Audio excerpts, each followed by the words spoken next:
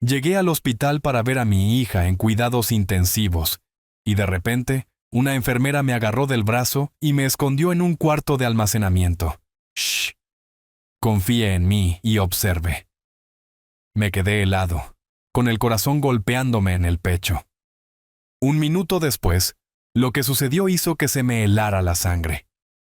Antes de continuar, por favor suscríbete al canal y déjanos saber desde dónde nos escuchas en los comentarios. El teléfono rompió la oscuridad como un ladrillo atravesando un cristal. Busqué a tientas en la mesita de noche, tirando el vaso de agua que guardaba allí. La pantalla brillaba intensa y blanca, número desconocido. Mi corazón ya estaba acelerado antes de presionar el botón, antes incluso de estar completamente despierto. ¿Señor Héctor? Era una voz de mujer, temblorosa. Algo no encajaba. Le hablo del Hospital General. Su hija Lucía fue ingresada hace una hora. Está en estado crítico. Necesita venir de inmediato. Las palabras atravesaron mi pecho como un puñal. Me senté, con las sábanas enredándose en mis piernas. ¿Qué pasó? ¿Qué tipo de accidente? Accidente automovilístico. Heridas graves. Por favor, venga ahora. La línea se cortó. Me quedé mirando el teléfono. Había algo en esa voz. Tenía un ritmo, como si estuviera leyendo un guión. Pero el terror ahoga la lógica. Tiré las cobijas y agarré la ropa de ayer de la silla. Mis manos no querían cooperar con los botones de mi camisa. Estado crítico. La frase seguía repitiéndose en mi mente.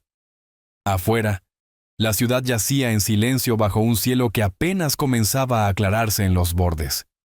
Las farolas teñían todo de un naranja sodio. Arranqué el auto y salí a la carretera vacía. Tenía la mandíbula tan apretada que me dolían los dientes.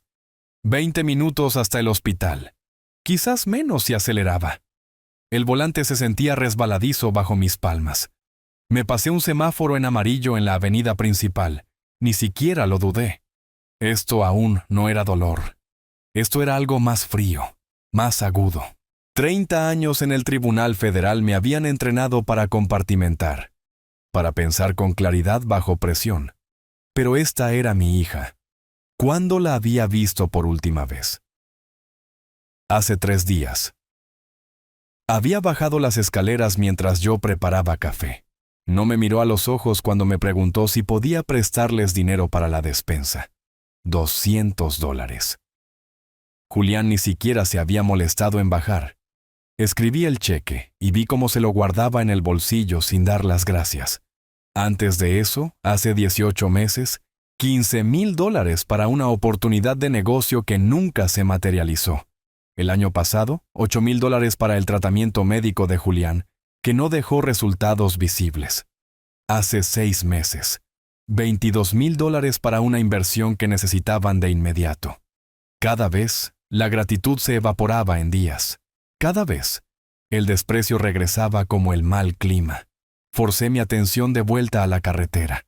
La avenida central se extendía por delante, desierta. Los edificios parecían acusadores en su quietud, como si hubieran estado esperando presenciar este momento. El Hospital General apareció a mi derecha, todo hormigón, vidrio y luces de emergencia. Me estacioné mal, ocupando 2 espacios, y corrí hacia la entrada. Las puertas automáticas parecían moverse demasiado lento. Adentro, las luces fluorescentes me golpearon como una bofetada. Duras, clínicas, reveladoras.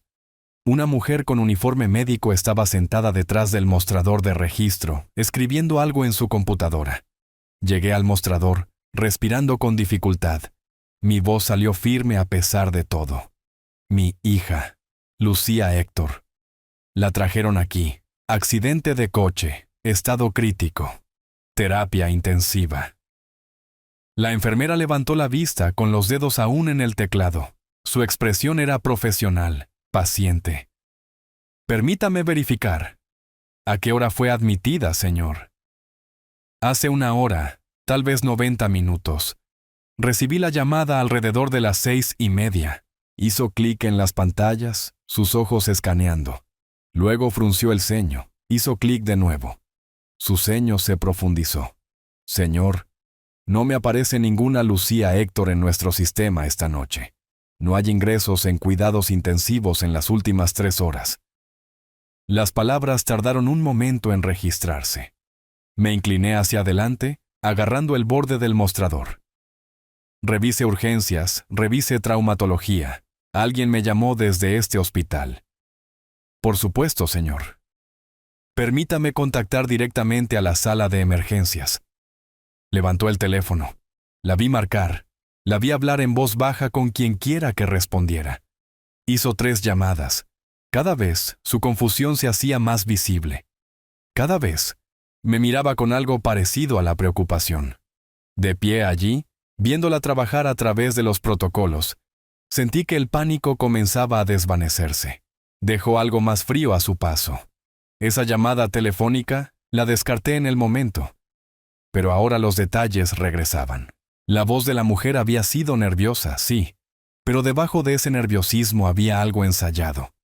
Mecánico. Había dicho sus líneas y colgado antes de que yo pudiera hacer preguntas. ¿Señor? La enfermera colgó el teléfono. He verificado con emergencias, traumatología y cuidados intensivos. No hemos tenido pacientes con ese nombre esta noche. Tampoco accidentes automovilísticos que coincidan con esa descripción. Las luces fluorescentes zumbaban sobre mi cabeza. En algún lugar por un pasillo, un monitor emitía un pitido con ritmo constante. Miré a esta mujer, joven, competente, tratando genuinamente de ayudar, y supe que estaba diciendo la verdad. Gracias, me escuché decir. Agradezco que haya verificado. Se ofreció a verificar de nuevo, a llamar a otros hospitales de la zona. Le dije que no sería necesario. Mi voz se mantuvo tranquila, controlada, pero por dentro, las piezas se estaban moviendo, encajando en su lugar como evidencia en una sala de tribunal. Alguien había mentido para traerme aquí. Alguien que sabía exactamente qué palabras me harían correr hacia la noche sin pensar. Alguien que sabía que vendría por Lucía, sin importar la historia que hubiera entre nosotros. Me giré hacia la salida, mi mente ya trabajando a través de las posibilidades.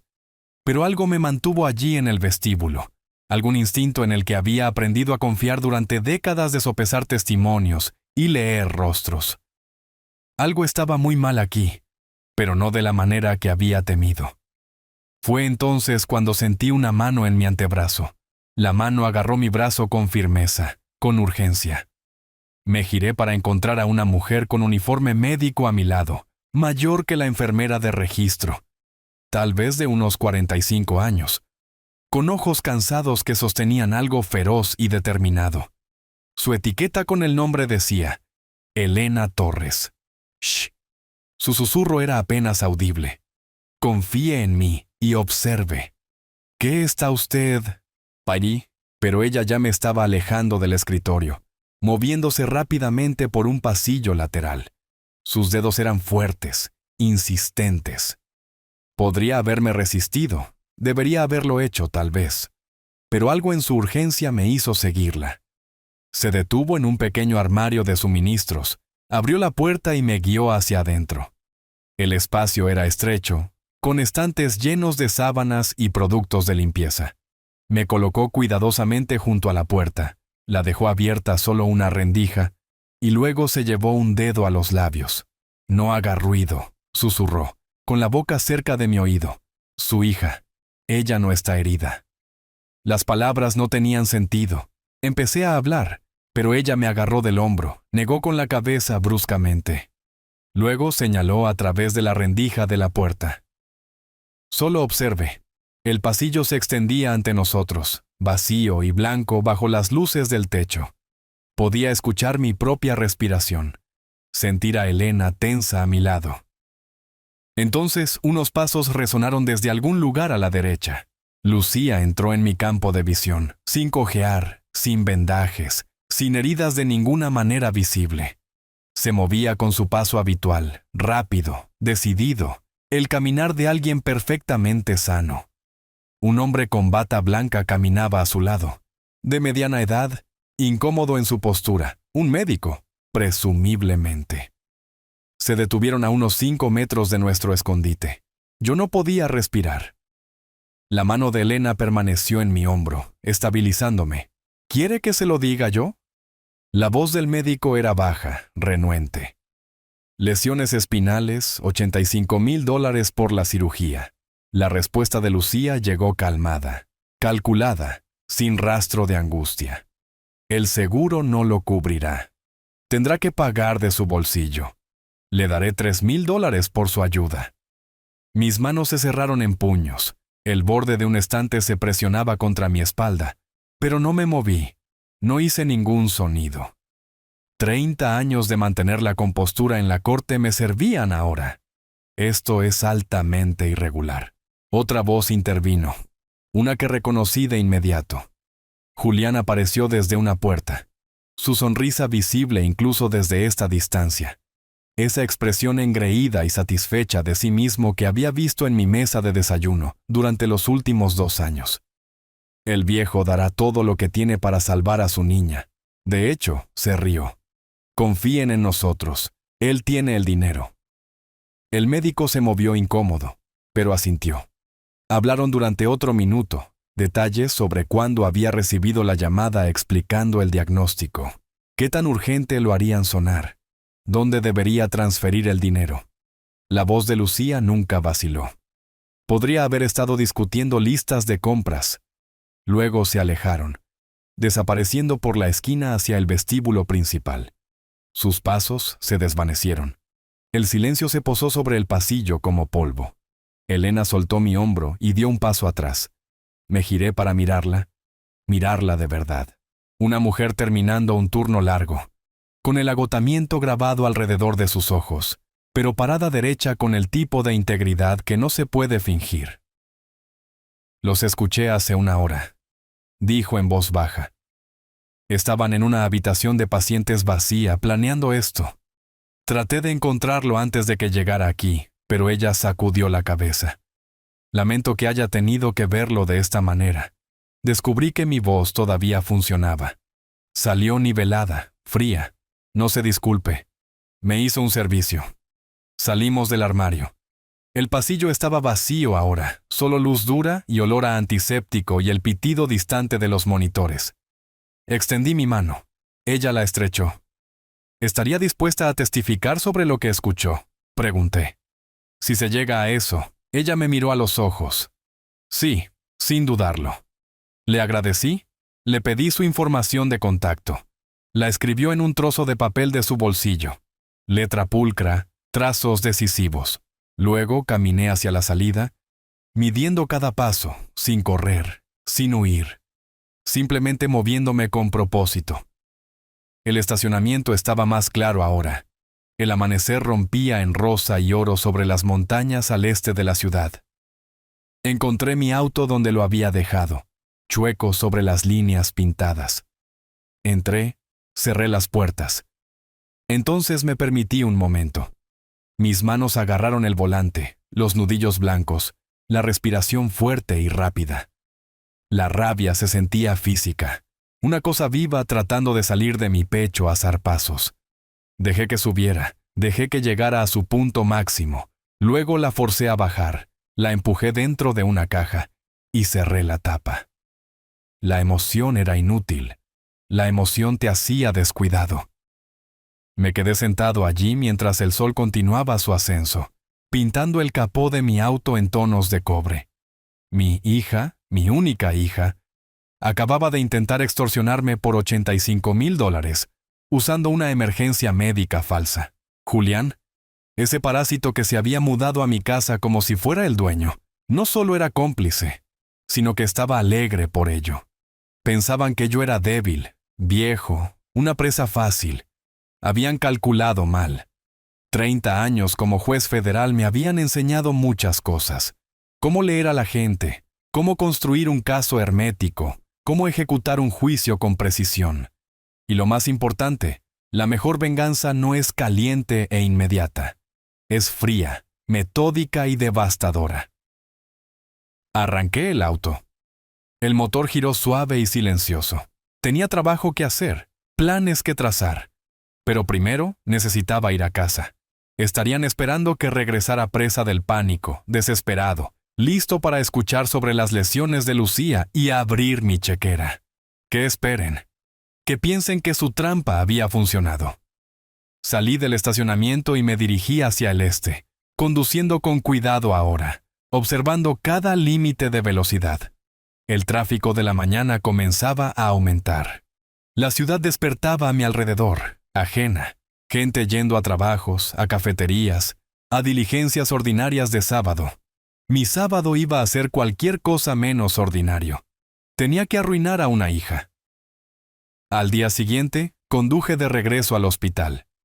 El tráfico de la mañana se movía lentamente a lo largo de la avenida principal. Usé el tiempo en los semáforos en rojo para practicar en el espejo retrovisor. Padre preocupado, anciano confundido, desesperado por ayudar. Las expresiones se sentían extrañas en mi cara. Nada de eso era real. Todo era necesario. Me estacioné en el mismo lote donde el pánico me había llevado 30 horas antes. Esta vez, mis manos estaban firmes en el volante. Había pasado el día anterior en mi estudio pensando, planeando, dejando que el shock cristalizara en algo útil. Ahora venía la actuación. El doctor Morales esperaba en una sala de consulta cerca de la unidad de cuidados intensivos. De mediana edad, con canas en las sienes, el tipo de rostro profesional insípido que olvidas 5 minutos después de conocerlo. Señaló una silla y me senté, inclinándome hacia adelante como un hombre en busca de esperanza. Sujetó películas en una caja de luz, escaneos de resonancia magnética supuestamente de la columna de Lucía. Los estudié cuidadosamente. 30 años revisando casos de negligencia médica me habían enseñado cómo se ve un trauma espinal real. Estas eran imágenes de archivo genéricas, del tipo que los estudiantes de medicina usan para practicar la lectura. La resolución era incorrecta. Los marcadores anatómicos no coincidían. Señor Héctor, el tono de Morales llevaba una gravedad ensayada. Su hija tiene una compresión espinal severa en C5 y C6. Sin intervención quirúrgica inmediata, corre el riesgo de parálisis permanente. Parpadeé lentamente, una confusión fabricada cruzando mis rasgos. Pero el accidente. ¿Cómo sucedió esto? El impacto causó un desplazamiento vertebral. Lo dijo suavemente, con confianza, demasiada confianza. Necesitamos operar dentro de 72 horas. El costo es de $85,000. Las clasificaciones del seguro excluyen esto como estabilización electiva. Dejé que mis manos temblaran ligeramente mientras agarraba los reposabrazos. 85. Eso es todo lo que tengo ahorrado. La expresión de Morales permaneció neutral, pero lo capté. El breve parpadeo de satisfacción en sus ojos. Estaba calculando su parte. Me llevó por el pasillo a la habitación de Lucía. Ella yacía apoyada contra almohadas, usando un collarín colocado completamente mal para cualquier lesión cervical real. Su rostro estaba arreglado en un sufrimiento valiente, pero vi lo que no podía ocultar, el brillo de anticipación, la ligera curva de sus labios cuando pensaba que no estaba mirando. ¿Papá? Su voz salió débil, forzada. No te preocupes por el dinero, estaré bien. Me acerqué a su cama, busqué su mano. Ella se estremeció apenas ligeramente de forma involuntaria antes de aceptarla. El collarín sostenía su cabeza en un ángulo destinado a parecer vulnerable. El arreglo de almohadas era por comodidad, no por necesidad médica. Todo era teatro. No hables así, dije, dejando que mi voz se quebrara. Eres mi hija. Por supuesto que encontraré el dinero. Sus ojos brillaron. Lágrimas reales esta vez, me di cuenta, no por miedo o dolor, sino por emoción. No quiero que sacrifiques todo por mí. Las palabras sabían a ceniza en mi boca. Eres todo lo que me queda. La puerta se abrió y Julián entró, con su expresión arreglada en preocupación. Puso una mano en mi hombro, pesada, posesiva. Luché contra el impulso de quitármela de encima. Héctor, ¿podemos resolver esto? Su tono era comprensivo, pero sus ojos calculaban el pago. Tienes capital en la casa, ¿verdad? Un préstamo contra eso podría cubrirlo.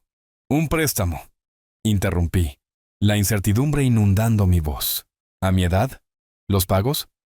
Medida temporal. El agarre de Julián se apretó ligeramente. Una vez que Lucía se recupere, volverá a trabajar. Te ayudaremos a pagarlo. La mentira flotaba en el aire entre nosotros, obvia para mí, invisible para él. Hablaré con el banco, dije en voz baja. El doctor Morales dio un paso adelante con el papeleo, reconocimiento de consulta, formularios de consentimiento para procedimientos aún no programados. Mis manos temblaban mientras firmaba. El temblor era fabricado, pero parecía lo suficientemente real. Dejé caer mi bolígrafo una vez, me disculpé, busqué mis lentes de lectura con torpeza. Julián y Lucía intercambiaron una mirada. El viejo se está desmoronando. En la puerta me volví. 2 días, tendré el dinero en 2 días. Morales asintió solemnemente. El tiempo es crítico, señor Héctor. Entiendo. Me encontré con los ojos de Lucía. No le fallaré a mi hija. Caminando por el pasillo, pasé por la estación de enfermeras. Elena Torres estaba allí revisando un expediente. Nuestros ojos se encontraron brevemente. Ella me dio un asentimiento casi imperceptible. Esa comunicación silenciosa estabilizó algo dentro de mí. Tenía una aliada, una testigo, alguien que había visto a través de su actuación antes que yo. Continué hacia la salida, moviéndome lentamente como un hombre que lleva un peso insoportable. Detrás de mí, las voces salían de la habitación de Lucía. Pensaban que estaba fuera del alcance del oído. La risa tranquila de Julián se escuchó por el pasillo. Te dije que funcionaría. Está completamente roto. La respuesta de Lucía fue apenas audible. Baja la voz. Necesitamos esperar hasta que el dinero se liquide. Relájate. El viejo no sospechará nada hasta que sea demasiado tarde. En mi auto, me senté sin arrancar el motor. Dejé que la actuación se desvaneciera. Mi reflejo en el espejo retrovisor mostraba mi rostro real, frío, analítico, determinado. Luego saqué mi teléfono e hice la primera llamada. Roberts & Asociados, respondió la recepcionista. Necesito una cita con Roberto Castillo, planificación patrimonial, hoy si es posible. Permítame revisar su agenda, señor. Esperé, mirando la entrada del hospital en mi espejo lateral, planeando mis siguientes movimientos. Querían mi dinero, bien, pero primero necesitaba proteger todo lo que pensaban que heredarían. La recepcionista regresó. El señor Castillo tiene un espacio a las 4 de esta tarde. Lo tomaré. Arranqué el auto y salí del estacionamiento. 2 días había prometido. Eso me daba 48 horas para construir mis defensas. No tenía ni idea de lo que se avecinaba. El bufete de abogados de Roberts & Asociados ocupaba el segundo piso de un edificio de ladrillo en el centro de la ciudad. Llegué a las 4 en punto. Me hicieron pasar a la oficina de Roberto Castillo en minutos. Era más joven de lo que esperaba, tal vez 45 años. Traje profesional, sin anillo de bodas. Bien, menos complicaciones. Señor Héctor, me estrechó la mano, señaló una silla de cuero. Mencionó planificación patrimonial por teléfono. ¿En qué puedo ayudarle? Lo había encontrado a través del directorio del Colegio de Abogados del Estado. Ninguna relación previa significaba ninguna pregunta sobre cambios repentinos. Necesito revisar mi testamento de inmediato. Castillo no parpadeó. Los abogados de sucesiones rara vez preguntan por qué. Por supuesto. ¿Tiene su testamento actual disponible? Saqué el documento de mi maletín. Lo revisó rápida y eficientemente. Su expresión permaneció neutral, pero lo vi notando las cifras. Casa valorada en $580,000. Ahorros en $240,000. Varias inversiones, todo designado actualmente a mi hija Lucía. ¿Y qué cambios busca hacer? La casa va al Fondo de Asistencia a Veteranos Judiciales. Es una organización benéfica registrada que apoya al personal judicial retirado. Había verificado la legitimidad de la organización esa mañana. Mi hija recibe $50,000. Nada más. La pluma de Castillo se detuvo fraccionadamente antes de continuar escribiendo. Para su crédito, no preguntó, solo asintió. Redactaré la revisión. Podemos tenerlo atestiguado y presentado ante el registro del condado hoy, si lo desea. ¿Me gustaría? Trabajó durante 90 minutos mientras yo esperaba, revisando el lenguaje, verificando los códigos de designación benéfica. Cuando presentó el documento final, cada cláusula era precisa, legalmente hermética. Lo leí 2 veces antes de firmar. 2 asistentes legales fueron testigos. Castillo prometió la presentación el mismo día. El testamento original permanece vigente hasta que éste se registre correctamente, explicó. Eso debería suceder al cierre del día hábil.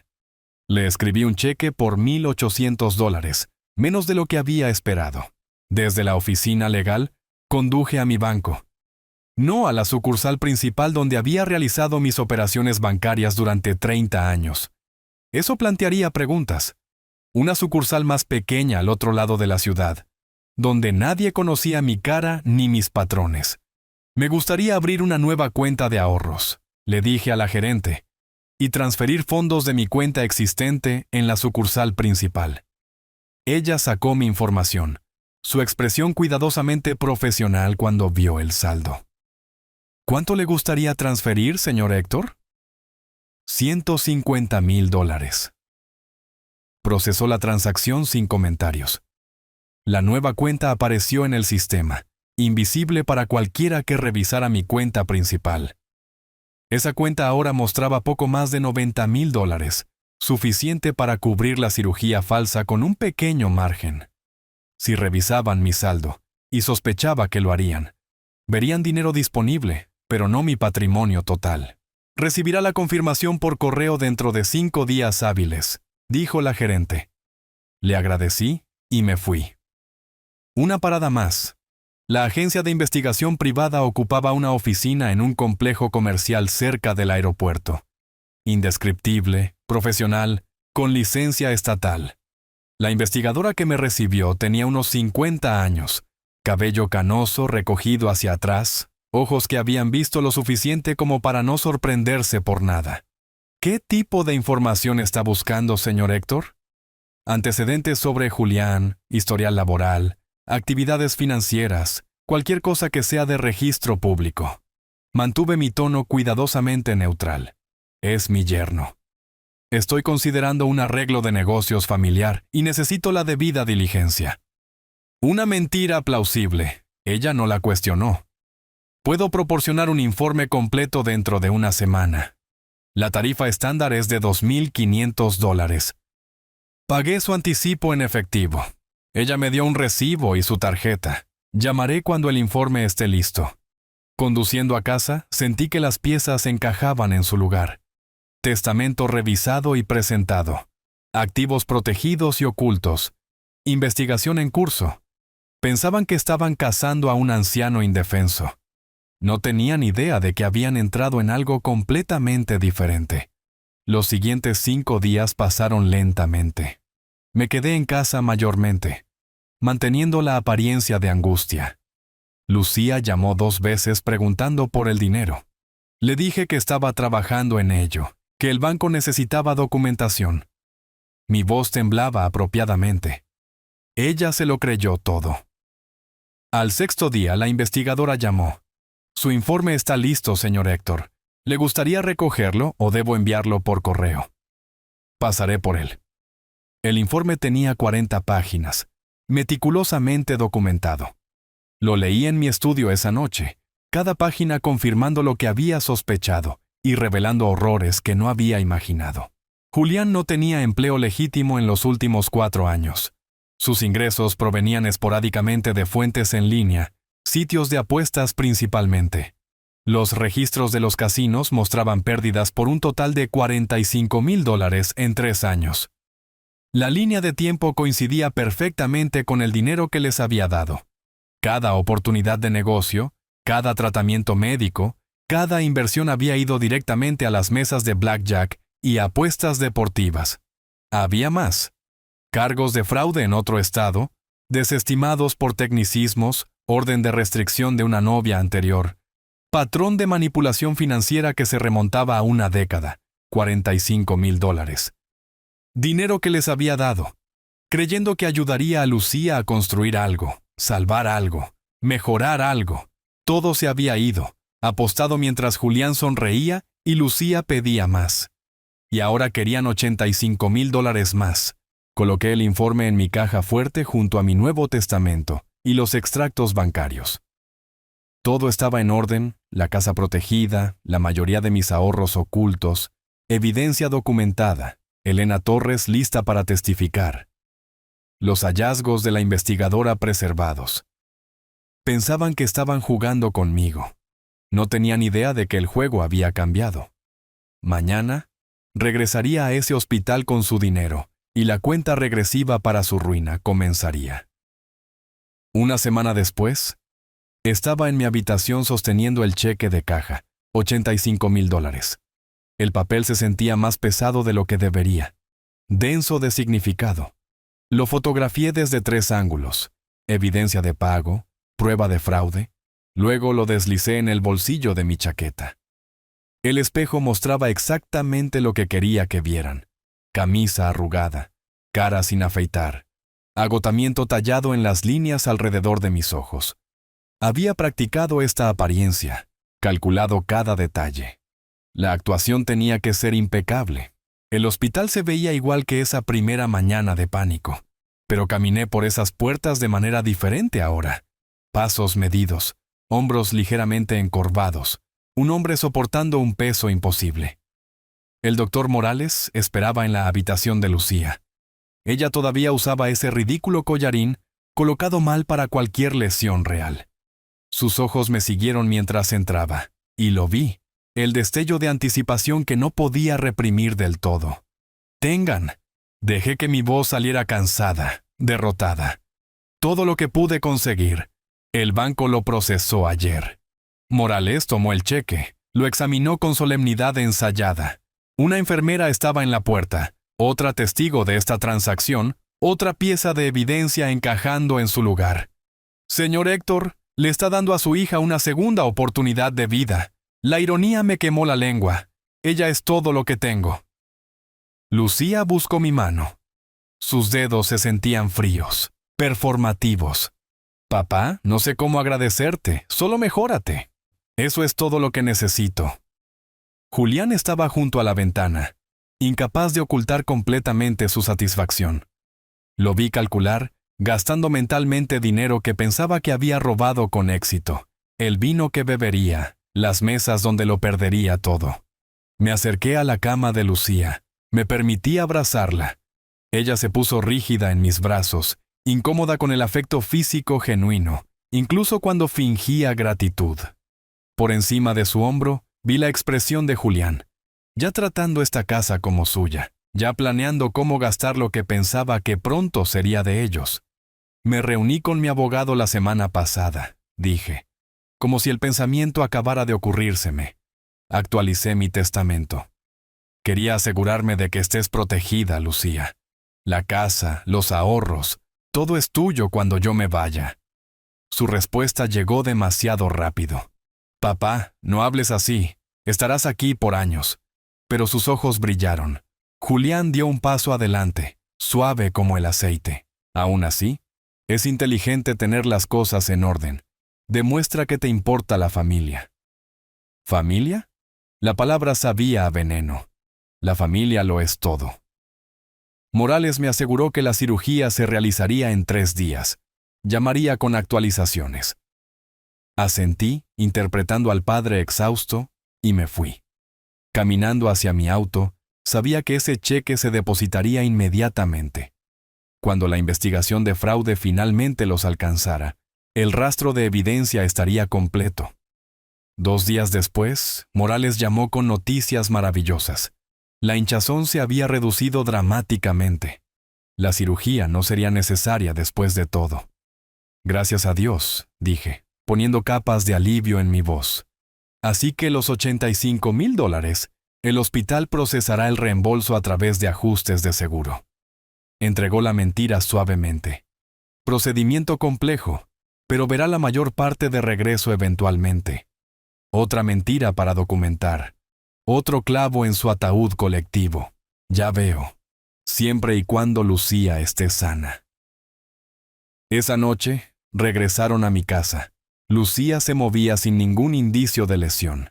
El collarín olvidado en la habitación del hospital. Prepararon la cena, una ocurrencia rara, generosidad calculada. El estofado llenó la cocina con olores de mejores tiempos. Tiempos en que la familia significaba algo más que depredadores rodeando a su presa. «Papá, siéntate», dijo Lucía, excesivamente alegre. «Estamos haciendo tu favorito. No tenías que tomarte esta molestia». Julián sirvió vino sin preguntar. «Botellas caras de mi gabinete. Después de todo lo que hiciste por nosotros, es lo menos que podemos hacer». Los vi moverse por mi cocina como si fueran los dueños. Lucía reorganizó los muebles ligeramente, pequeñas reclamaciones territoriales. Julián abrió cajones, revisando el contenido, haciendo inventario, ya planeando la venta de bienes. «Solo me alegra que estés a salvo, Lucía». Ella me abrazó. Susurró gracias por salvarle la vida. La mentira nos envolvió a ambos, asfixiante. Devolví el abrazo, interpretando mi papel, contando las horas hasta que revelaran sus verdaderas intenciones. Tarde esa noche, yacía inmóvil en mi habitación. La pared que compartía con la habitación de invitados era delgada, deliberadamente así cuando elegí qué habitación ocuparían. Mi teléfono descansaba en la mesita de noche, la aplicación de grabación ejecutándose silenciosamente. Sus voces llegaban claramente. Ni siquiera intentaban susurrar. 85,000, así como así. La emoción de Julián atravesaba el panel de yeso. Cuando el viejo muera, nos quedamos con todo. La casa vale, ¿qué? 580, más lo que haya en ahorros. Podrían pasar años, sin embargo. La voz de Lucía calculando. Está sano para su edad. Así que aceleramos las cosas. El tono de Julián cambió, más oscuro ahora. Ese hogar para ancianos, Vista del Sol o como se llame. Hacemos que lo internen, que lo declaren incompetente. Entonces tenemos poder notarial. Controlamos todo. Silencio. Luego Lucía, vacilante pero aceptando.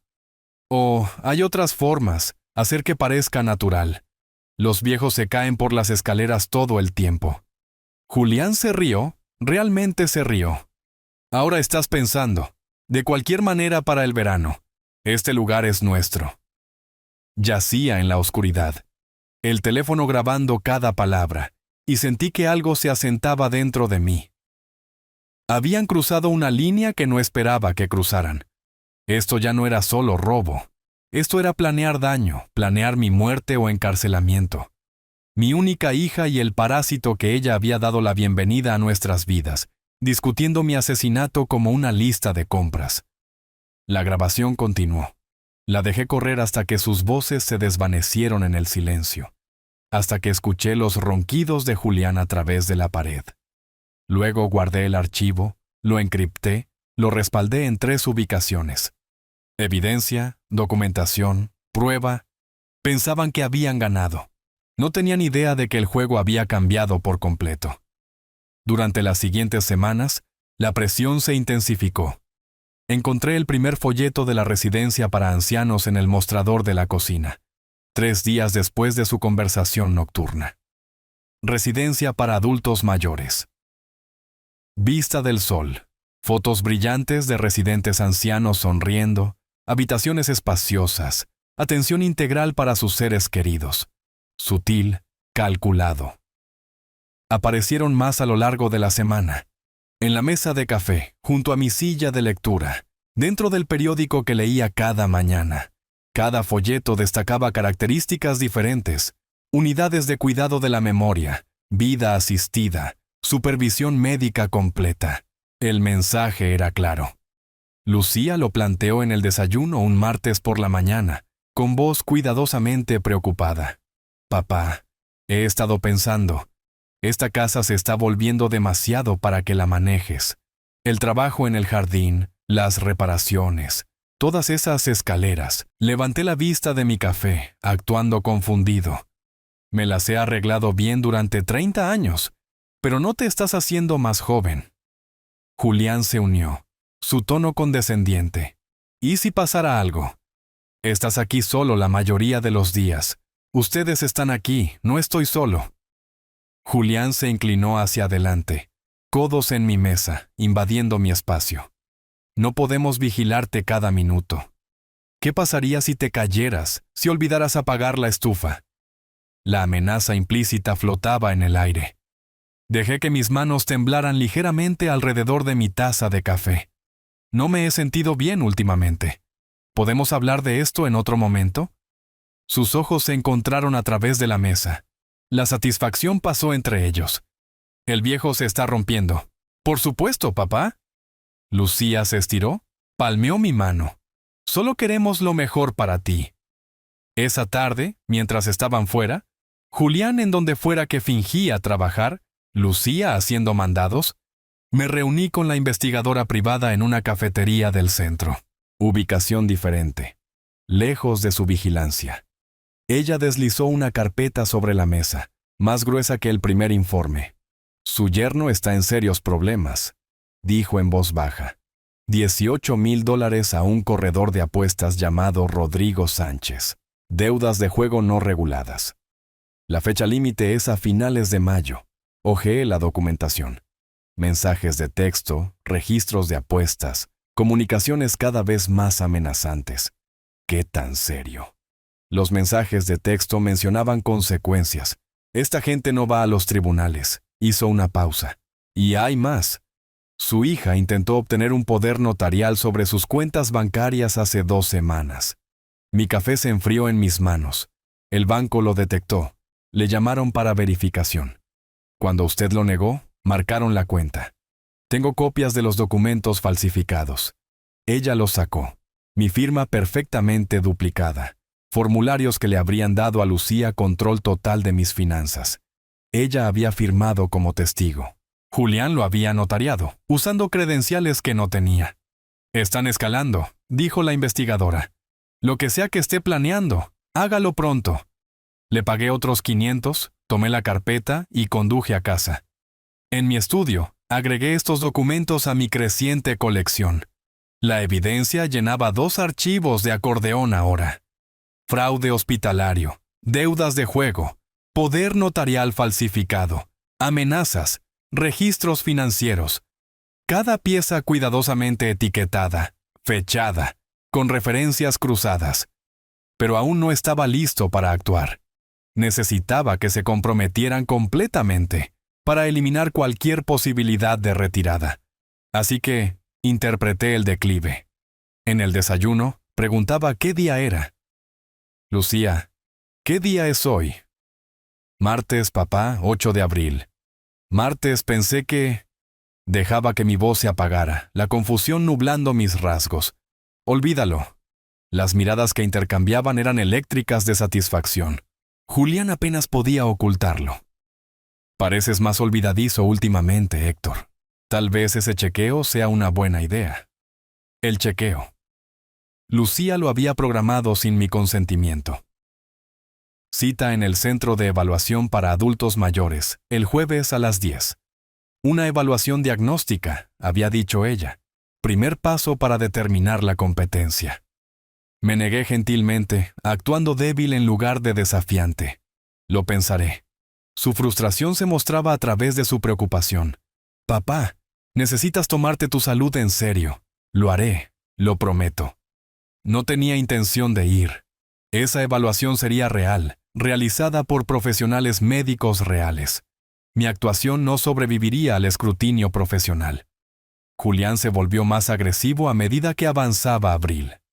Cada momento fabricado de olvido, dejando mi billetera en algún lugar visible. Luego buscándola, preguntando si había almorzado cuando sabían que lo había hecho. Era recibido con un desprecio creciente. Esto se está volviendo ridículo. Apenas controlaba su ira. Ni siquiera puedes recordar dónde pusiste tu billetera. Lo siento.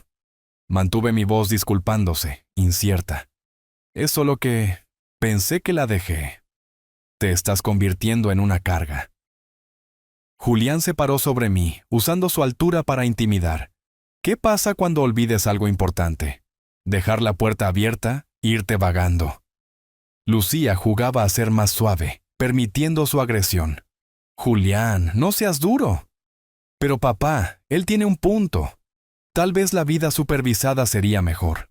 Mejor para ellos. Una instalación donde estaría aislado, medicado, despojado de autonomía. Donde los accidentes podrían ocurrir sin testigos. Donde las muertes eran esperadas, nada destacable. Me senté en mi escritorio tarde una noche, organizando los archivos de evidencia en mi computadora. Carpeta dentro de carpeta, cada una etiquetada claramente.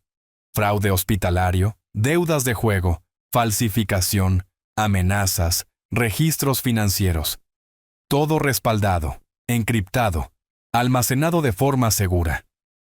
La fecha límite del corredor de apuestas de Julián era dentro de 6 semanas. Se les estaba acabando el tiempo, y la desesperación hacía a la gente imprudente. Lo había visto 1000 veces en la corte. Criminales que habían sido cuidadosos repentinamente cometiendo errores fatales porque la presión forzaba su mano. Solo necesitaba mantener la actuación un poco más. Dejar que pensaran que estaban ganando. Dejar que se comprometieran con acciones que no podían deshacer. La trampa no estaba puesta todavía, pero estaba cerca, muy cerca. Mediados de abril. Llegó con cielos despejados de Arizona y el peso de las decisiones tomadas. Conduje a la oficina de Roberto Castillo, llevando una carpeta de cuero que contenía meses de documentación. Cada pieza de evidencia organizada como un resumen de caso. Declaraciones de testigos, registros financieros, grabaciones transcritas a texto. 30 años en el estrado me habían enseñado que la preparación gana juicios, no la pasión. Roberto me recibió en su sala de conferencias, con el café ya servido.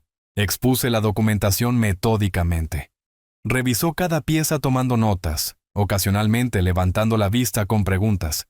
Fraude médico, conspiración, diagnóstico falso para ganancia financiera.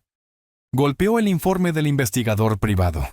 ¿Y tiene un testigo dispuesto a testificar bajo juramento? Elena Torres estará aquí dentro de 1 hora. Leyó su declaración escrita. Luego me miró con algo cercano al respeto. Con esta evidencia podemos presentar demandas civiles y penales. El banco debería congelar cualquier transacción inmediatamente. Hágalo. Todo. Roberto dejó su pluma. Esto creará consecuencias significativas para su hija y su yerno. Me encontré con sus ojos sin vacilar. Ellos crearon esas consecuencias ellos mismos. Elena llegó 40 minutos después. Parecía nerviosa, pero entró con los hombros rectos. La determinación superando el miedo. Me levanté para saludarla, le estreché la mano. Gracias por venir. Es lo correcto, dijo simplemente. Roberto la guió a través de la deposición con eficiencia práctica. Su voz permaneció firme mientras describía esa madrugada de febrero. 3 personas en una habitación de pacientes vacía, planeando un esquema, discutiendo un objetivo de $85,000. Cuando le preguntó si estaba segura de lo que había escuchado, no dudó. Completamente segura. Lucía le ofreció al doctor Morales $3,000 para cooperar. Registré la hora en mis notas. 6:45 a.m. Ella firmó la declaración notariada sin que le temblara la mano. Vi su firma formarse en la página y sentí que algo cambiaba. La evidencia ya no era solo documentación. Era un testimonio jurado que podía sobrevivir al contrainterrogatorio. Desde la oficina de Roberto, llamé al departamento de fraudes de mi banco en altavoz. Señor Héctor, ¿puede explicar la naturaleza del reclamo de fraude? Resumí el esquema concisamente.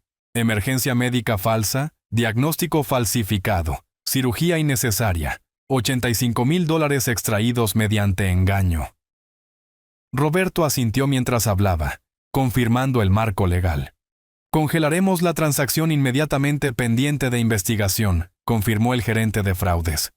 Terminé la llamada y me encontré con los ojos de Roberto. La primera ficha de dominó había caído. Lo sabrán en unas horas, dijo Roberto. El hospital los contactará sobre la retención. Bien. Que entren en pánico. Conduje a casa a través del tráfico de la tarde. La satisfacción fría y precisa, sin euforia. Solo el clic mecánico de las piezas cayendo en sus lugares designados. En casa, me instalé en mi estudio con archivos de casos de mi carrera judicial. Investigación para un artículo que había querido escribir, manteniendo las apariencias. Pero dejé mi puerta entreabierta, escuchando. El teléfono de Lucía sonó alrededor de las 4. Su voz se escuchó por toda la casa, chillona de incredulidad. ¿Qué quieres decir con congelado? El banco no puede simplemente... Espera, ¿él presentó qué? La voz más profunda de Julián respondió, enojada y controlada. Ese viejo está jugando juegos. Necesitamos cerrar esto ahora. Sus pasos se acercaron a mi estudio. No tocaron. Papá, la voz de Lucía temblaba. ¿Qué has hecho? El hospital llamó. Están investigando. No hay nada que investigar. Levanté la vista de mis papeles, expresión neutral. Si no hay nada que investigar, no tienen nada de qué preocuparse. Julián se acercó más, su altura destinada a intimidar. ¿Presentaste quejas contra tu propia hija? ¿Qué clase de padre? ¿Del tipo que reconoce el fraude cuando lo ve? Su rostro se oscureció. Estás cometiendo un grave error, viejo. Dejé mi pluma deliberadamente. Me encontré con sus ojos. El tribunal determinará la verdad, no tú. Lucía intentó con lágrimas. Nunca me amaste. De eso se trata realmente esto. ¿Quieres castigarme porque...? La corté, mi voz fría y objetiva. Te di todo. Dinero cuando pediste, un hogar cuando lo necesitaste, confianza cuando no la merecías. Esto es cruel. Estás siendo cruel. No, estoy siendo justo. Julián dio un paso adelante de nuevo, su agresión apenas contenida. ¿Crees que eres tan inteligente, presentando tus quejas, jugando al abogado? ¿Vas a lamentar esto? ¿Me estás amenazando? Porque mi abogado estaría muy interesado en escuchar amenazas. Retrocedió ligeramente, recalculando. No estoy amenazando nada. Estoy declarando hechos. El hecho es que conspiraron para defraudarme por $85,000. Todo lo demás es ruido. Se fueron sin decir otra palabra. Los escuché en su habitación. Voces alzadas, acusaciones, el pánico instalándose. El doctor Morales había llamado a Lucía antes. Roberto me informó más tarde. El médico estaba furioso por el pago congelado, amenazando con exponer todo su arreglo a menos que le pagaran. Estaban atrapados entre sus demandas y la investigación, exactamente donde los necesitaba. Tarde esa noche, mi teléfono vibró con un mensaje de texto de la investigadora privada. Nuevas amenazas del corredor de apuestas, daño físico mencionado. La fecha límite del sujeto es el 30 de mayo. Está desesperado. Se lo reenvié a Roberto con una nota. Documenta esto. Luego me senté en mi estudio, la casa finalmente tranquila, y agregué el texto a mis archivos de evidencia. Julián tenía 6 semanas para encontrar $18,000. 6 semanas sin dinero, sin perspectivas y con problemas legales crecientes. La desesperación hacía a la gente imprudente. Lo había visto 1000 veces. Contaba con ello. 6 semanas pasaron con precisión metódica. Roberto llamó un martes por la mañana a fines de mayo, su voz llevando una satisfacción que rara vez se permitía. El tribunal falló a su favor. La licencia médica del doctor Morales está suspendida pendiente de investigación penal. El Hospital General devolvió los $85,000 más, 15,000 en penalizaciones. El dinero debería llegar a su cuenta en 3 días. Le agradecí, terminé la llamada y me senté en la mesa de mi cocina tomando café. $100,000 devueltos. Mi propiedad segura. El sistema funcionando exactamente como fue diseñado. A través de la puerta de la cocina, podía ver a Lucía y Julián en la sala de estar.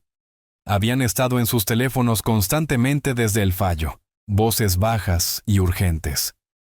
La fecha límite del corredor de apuestas de Julián era dentro de 8 días. No tenían dinero, ni perspectivas, y cargos penales pendientes. Los había estado observando desmoronarse durante semanas, discusiones que se extendían más allá de la medianoche. Julián desapareciendo por horas, regresando con las manos vacías. Lucía llorando en la habitación de invitados, dándose cuenta de que su padre no la rescataría esta vez. Esa tarde, sonó mi teléfono. Linda Chen, la notaria a la que le había pedido que manejara el título de mi propiedad en marzo. Señor Héctor, alguien acaba de intentar ejecutar una venta de propiedad usando su información. Afirmó ser usted. Tenía documentos que mostraban la transferencia de su casa. Mi agarre se apretó en el teléfono. ¿Qué le dijo? Que según sus instrucciones de marzo, debe presentarse personalmente para cualquier transacción de propiedad. Le pedí identificación. Se agitó y se fue rápidamente. Estoy llamando a la policía ahora. Los documentos parecían falsificados. Haga eso. Voy para su oficina. Agarré las llaves de mi auto. En la sala de estar, la chaqueta de Julián colgaba sobre una silla. Revisé los bolsillos, vacíos. Pero su bolsa de computadora portátil estaba en el sofá. Adentro, formularios de transferencia de propiedad impresos, mi firma falsificada, una identificación falsa con mi foto reemplazada por la de Julián.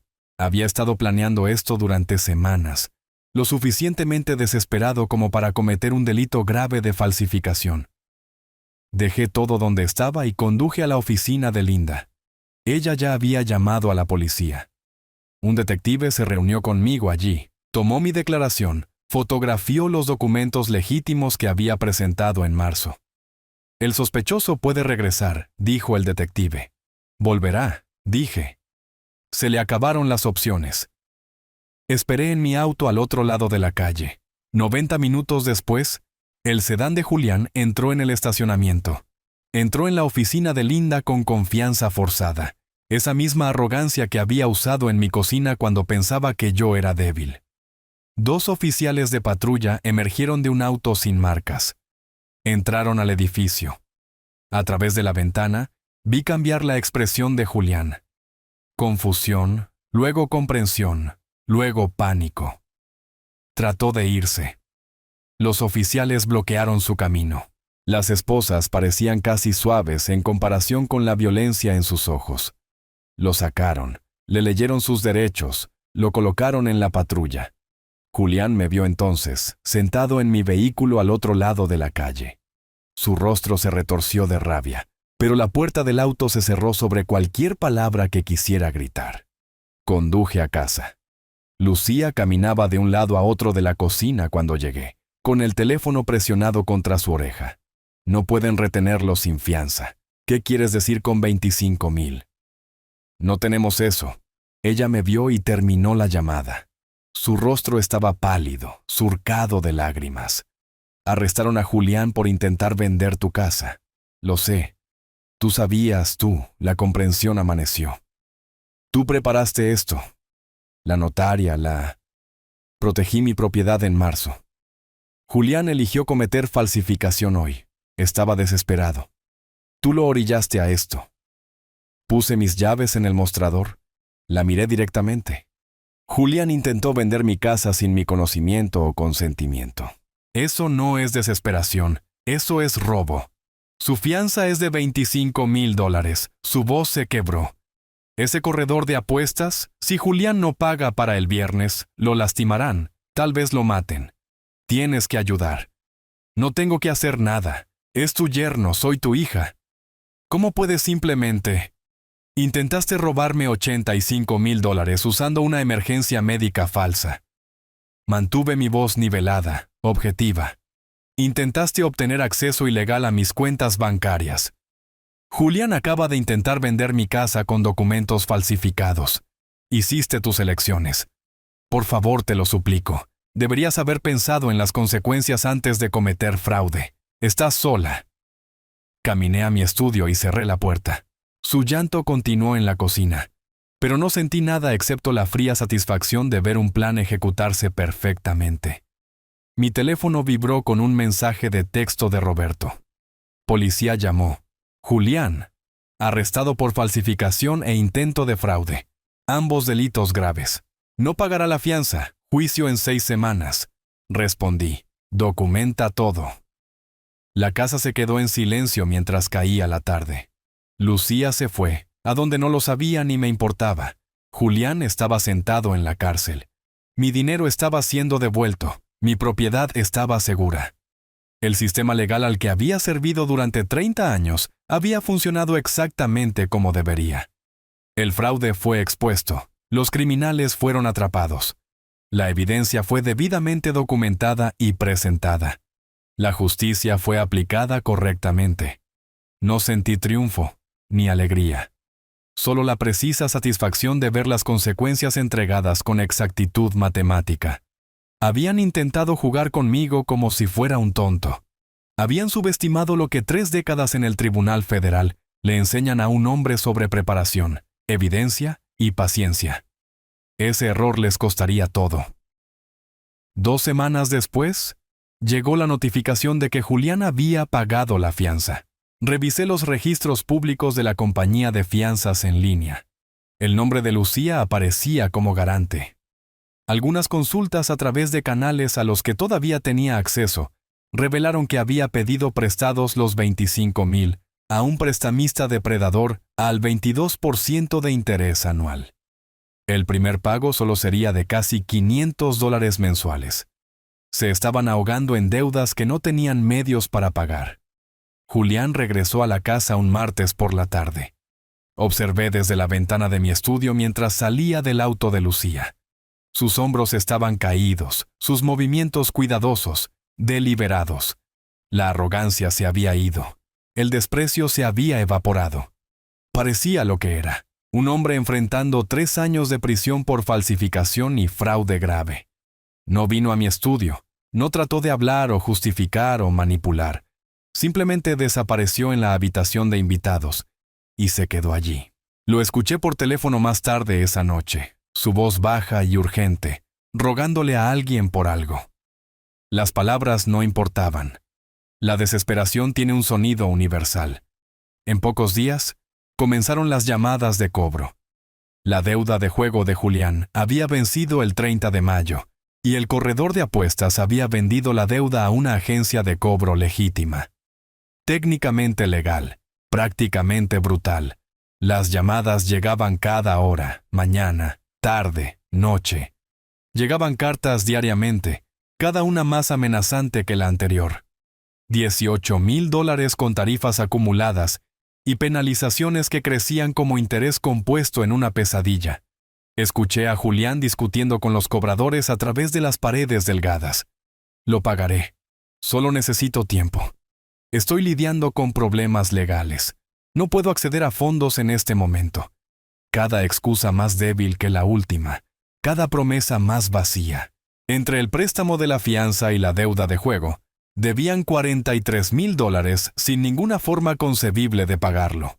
El trabajo de oficina médica de Lucía pagaba tal vez $35,000 al año. Julián no tenía ingresos legítimos. Se estaban ahogando financieramente, y yo estaba mirando desde la orilla. Una noche a principios de junio, Lucía tocó a la puerta de mi estudio. El golpe fue suave, vacilante, tan diferente de la forma segura en que solía entrar sin preguntar. Había estado esperando esta conversación desde el momento en que arrestaron a Julián. Ella entró cuando hice un gesto. Cerró la puerta detrás de ella con cuidado silencioso y se sentó en la silla frente a mi escritorio. La misma configuración que una vez usé en mi despacho al escuchar casos.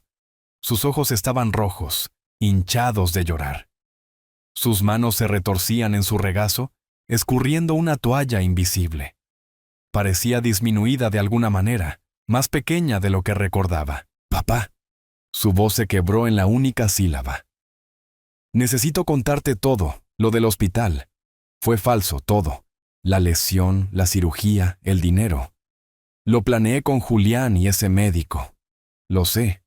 Ella levantó la vista, sorprendida. Su boca se abrió pero no salió ningún sonido durante varios segundos. ¿Lo sabías? Entonces, ¿por qué? Necesitaba que te comprometieras completamente con tu fraude. La evidencia requiere acciones completadas, no solo intenciones. Un juez no condena por pensamientos, solo por hechos. Su rostro se arrugó como papel bajo la llama. Lo siento mucho. Fui estúpida, codiciosa.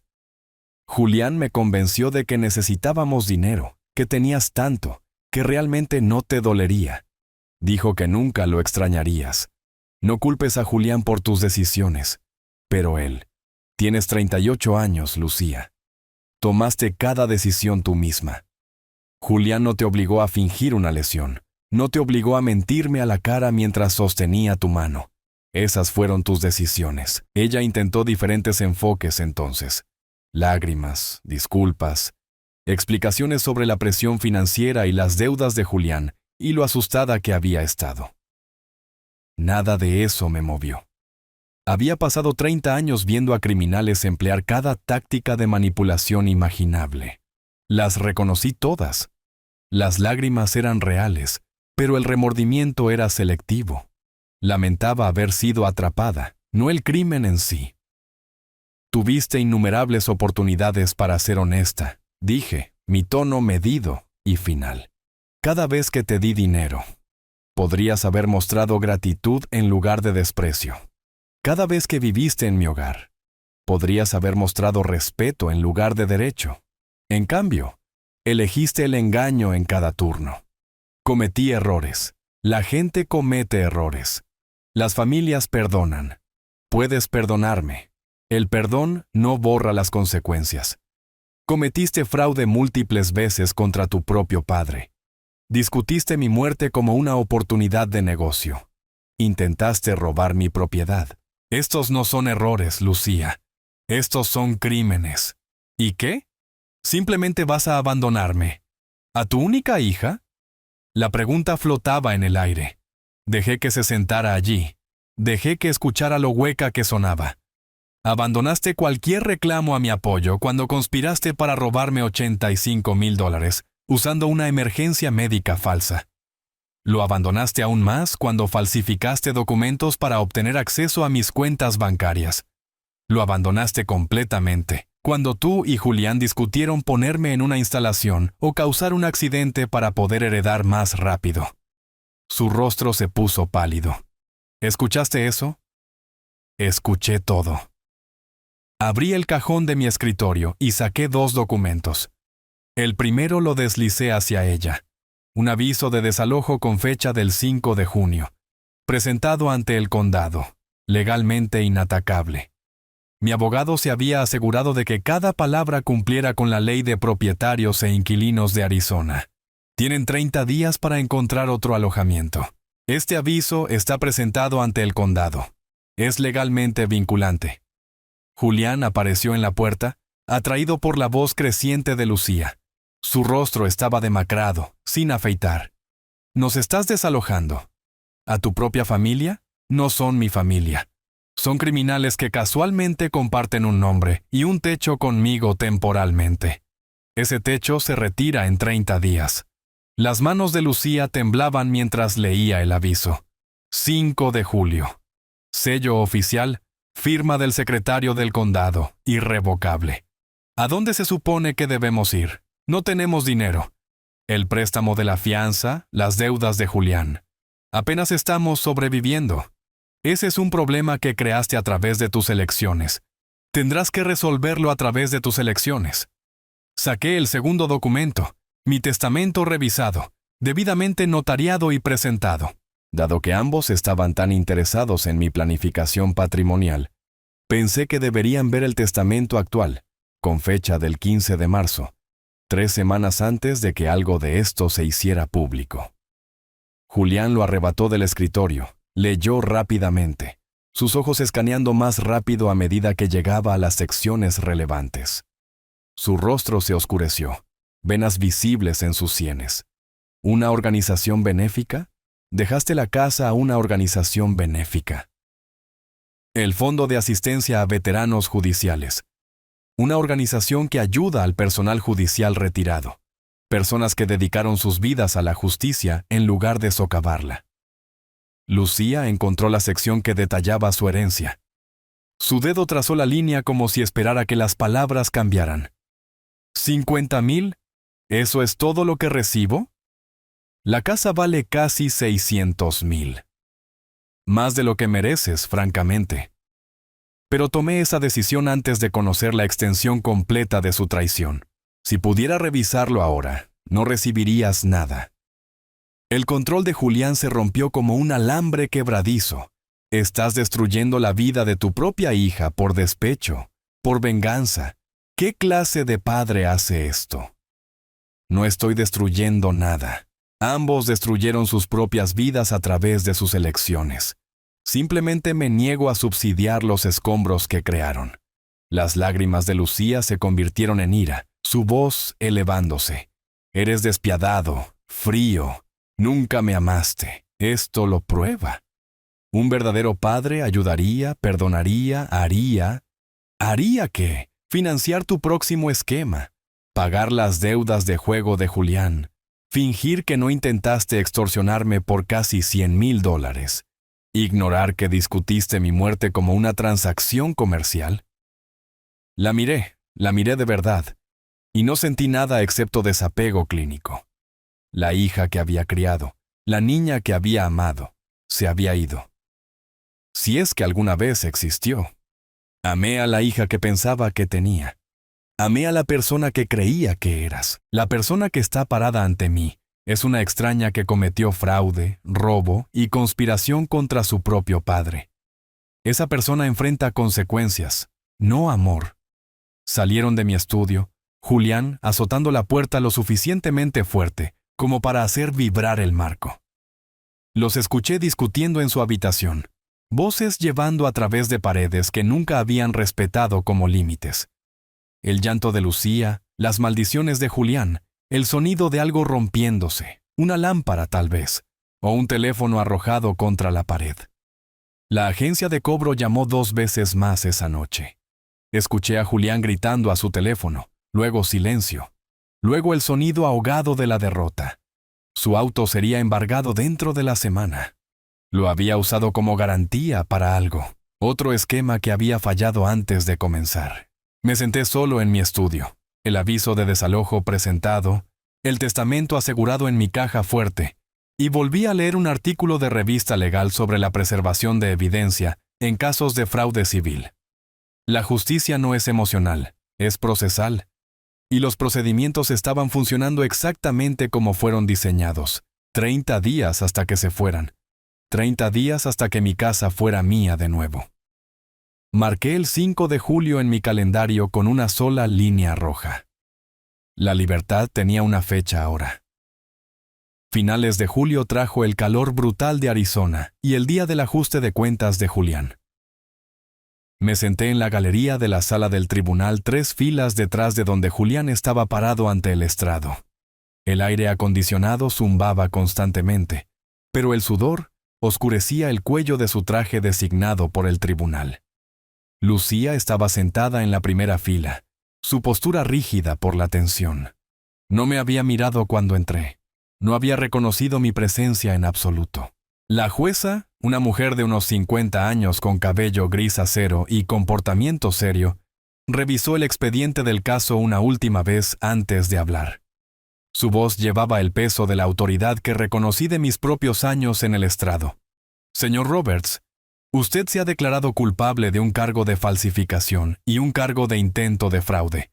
Ambos delitos graves bajo la ley de Arizona. El tribunal ha revisado su caso a fondo, incluido el informe previo a la sentencia y la declaración de impacto de la víctima del señor Héctor. Julián permaneció inmóvil, su abogado a su lado. Sus manos estaban entrelazadas detrás de su espalda, nudillos blancos por la presión. El tribunal señala que este fraude fue particularmente atroz, dado que apuntó a un miembro de la familia, un juez federal retirado, que dedicó su carrera a defender las mismas leyes que usted violó. Intentó robar una propiedad por valor de más de $500,000 mediante documentos falsificados. Solo la vigilancia de un notario privado evitó que este crimen tuviera éxito. La jueza hizo una pausa, se ajustó las gafas y dictó sentencia. 18 meses de libertad condicional supervisada, $10,000 en multas pagaderas dentro de 12 meses, $5,000 en restitución al señor Héctor. Pagaderos de inmediato. Servicio comunitario, 200 horas para completar dentro del período de prueba. Antecedentes penales. Condena permanente por delito grave. Los hombros de Julián se hundieron ligeramente, pero asintió con aceptación. Sin tiempo en prisión. La jueza había mostrado misericordia dada su falta de condenas previas, pero su vida había terminado efectivamente, en cualquier sentido significativo. Ningún empleador legítimo contrataría a un delincuente convicto. Su crédito estaba destruido más allá de toda reparación. El delito grave lo seguiría a todas partes. Solicitudes de empleo, solicitudes de vivienda, solicitudes de préstamos, una letra escarlata en tinta digital. Además, continuó la jueza, estoy ordenando una orden de restricción de 3 años.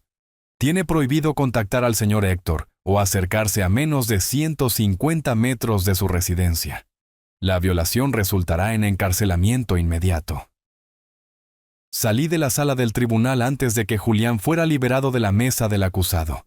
No necesitaba ver su cara ni escuchar cualquier palabra que pudiera querer decir.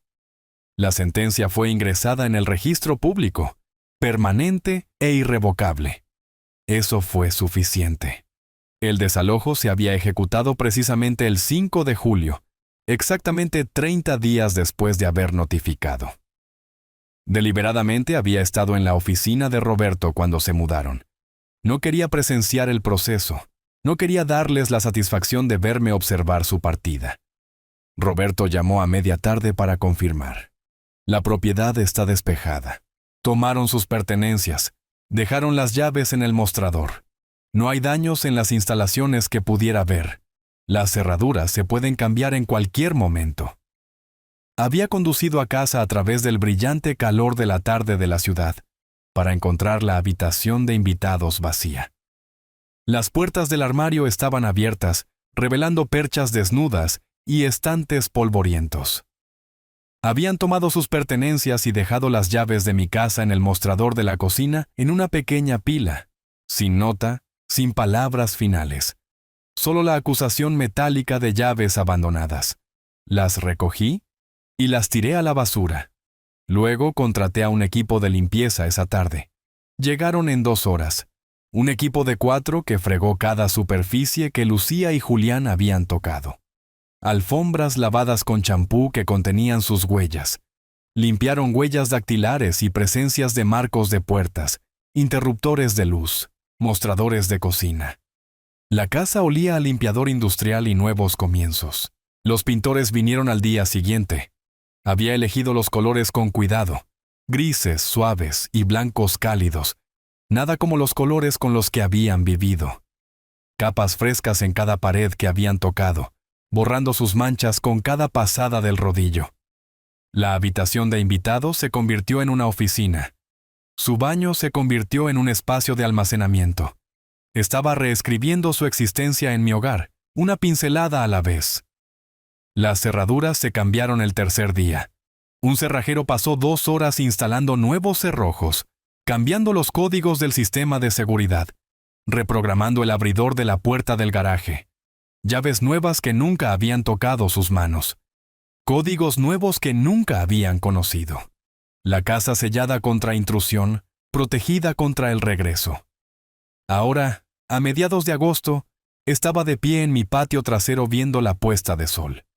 La temporada de monzones había traído nubes dramáticas que se volvían doradas y carmesí en la luz agonizante. La ciudad se extendía abajo, indiferente y vasta. Millones de vidas procediendo sin conocimiento o cuidado sobre lo que había transcurrido en esta casa. Adentro, mi hogar se sentía diferente, más ligero de alguna manera, como si eliminarlos hubiera restaurado la presión del aire a niveles normales. El peso opresivo de su presencia se había levantado, dejando atrás solo espacio y silencio. Mi teléfono sonó. El nombre de Elena Torres apareció en la pantalla. Había guardado su información de contacto hace meses después de su testimonio. Señor Héctor, espero no estar molestándolo. En absoluto, Elena. ¿Cómo puedo ayudarle? Quería hacerle saber que el hospital implementó nuevos protocolos de verificación después de la investigación. Ningún médico puede autorizar procedimientos costosos sin revisión por pares ahora. Se requieren múltiples firmas. Verificación del paciente a través de canales independientes. Lo que usted expuso cambió las cosas aquí. Las cambió para mejor. Sentí que algo cambiaba ligeramente en mi pecho, calentándose. Me alegra escuchar eso. Otros pacientes no enfrentarán lo que yo enfrenté. Exactamente. Y la licencia del Dr. Morales fue revocada permanentemente por la Junta Médica Estatal. Nunca volverá a practicar medicina en ninguna parte del país. Ella hizo una pausa, y quería agradecerle por creer lo que le dije esa mañana, por actuar en consecuencia. No todos lo hubieran hecho. La mayoría de la gente habría ignorado la advertencia de un extraño. Usted tomó un riesgo significativo al dar ese testimonio. Se levantó cuando podría haberse quedado callada. El agradecimiento debería ser para usted. Hablamos durante unos minutos más. Había sido ascendida a supervisora de enfermería, recibiendo reconocimiento formal por su informe ético. El hospital había establecido un programa de protección para denunciantes. Pequeñas victorias, pero significativas que se extenderían hacia adelante a través del tiempo. Después de despedirnos, permanecí en el patio mientras la oscuridad se acumulaba sobre el valle. La contabilidad financiera estaba completa. Mi dinero estaba todo recuperado. 85,000 de la estafa, 15,000 en penalizaciones hospitalarias, 5,000 en restitución ordenada por el tribunal. Mi patrimonio estaba protegido a través del testamento revisado presentado hace meses en marzo. Lucía recibiría su herencia de $50,000 algún día cuando yo muriera, nada más. La casa eventualmente serviría a personas que dedicaron sus vidas a la justicia, lo cual se sentía apropiado y correcto. A través de la red de mi abogado, me había enterado de que Julián y Lucía vivían en un pequeño apartamento en el lado este. 2 habitaciones, 950 al mes. Apenas asequible incluso con Lucía trabajando a tiempo completo en una oficina médica. Su ingreso combinado era tal vez 66,000 al año. Después del alquiler, los pagos del préstamo de la fianza, las obligaciones de deuda restantes y los gastos básicos, no les quedaba nada. Sin ahorros, sin seguridad, sin perspectivas de mejora. La condena por delito grave de Julián significaba que estaba esencialmente desempleado e inempleable en cualquier campo legítimo. Había tomado un trabajo en un almacén, turno de noche, salario mínimo.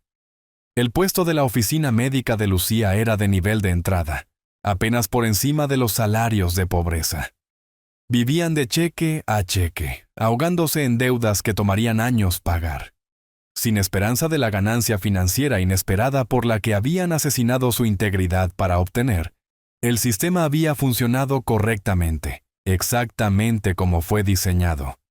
La evidencia fue reunida metódicamente, presentada adecuadamente, evaluada justamente.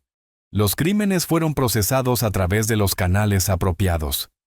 La restitución fue ordenada por el tribunal y pagada en su totalidad. Las consecuencias civiles siguieron lógicamente de las acciones criminales. La ley había funcionado porque yo entendía cómo hacerla funcionar. Había mantenido mi integridad a lo largo de cada etapa. Nunca rompí una ley. Nunca actué deshonrosamente. Nunca recurrí a la violencia o amenazas o cualquier cosa que comprometiera mis principios. Solo usé el conocimiento que 3 décadas en el Tribunal Federal me habían dado. Cómo documentar la evidencia adecuadamente. Cómo construir casos herméticos. Cómo dejar que las personas culpables se expongan completamente antes de llevarlas ante la justicia. Algunos podrían decir que orquesté su caída con precisión calculada. Yo lo veía diferente. Simplemente me negué a prevenir las consecuencias naturales de sus propias elecciones. Habían construido su propia trampa a través de la codicia, el engaño y el desprecio. Solo me aseguré de que no pudieran escapar de ella a través de la manipulación o las mentiras. De pie en mi patio mientras la última luz se desvanecía y las estrellas comenzaban a aparecer en el cielo oscurecido, sentí algo que no había experimentado en meses: la pura ausencia de amenaza. Nadie en mi casa conspirando contra mí mientras dormía. Nadie falsificando documentos con mi nombre mientras fingía preocupación.